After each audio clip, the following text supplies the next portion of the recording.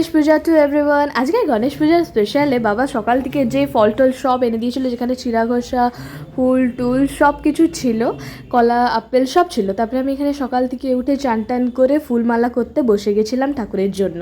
এখানে ফুলমালা করার পরে বাকি যা সামগ্রী ছিল সেগুলো সব সাজিয়ে টাজিয়ে ফল কাটার জন্য বসে গেছিলাম, যেগুলো ভোগ হবে। তারপরে এখানে রেডি হয়ে গেছিলাম মন্দির যাওয়ার জন্য।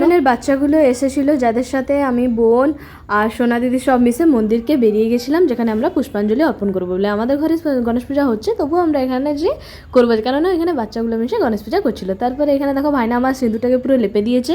এখানে মেহেন্দির শো অফ হচ্ছে। তারপরে ঘরকে এসে পঞ্চামৃত করে ঠাকুরকে ফুল টুল বা যে মালাটা আমি করেছিলাম সেই মালাটা ঠাকুরকে অর্পণ করে সবাই মিশে ঠাকুরকে পূজা টুজা করে সব বাচ্চারা মিশে ঠাকুরকে পূজা হলো। এখানে আজকে ভাইনা এসেছিল না, কারণ আমরা এটা সব বাচ্চারা মিশে করবো বলে ডিসাইড করেছিলাম।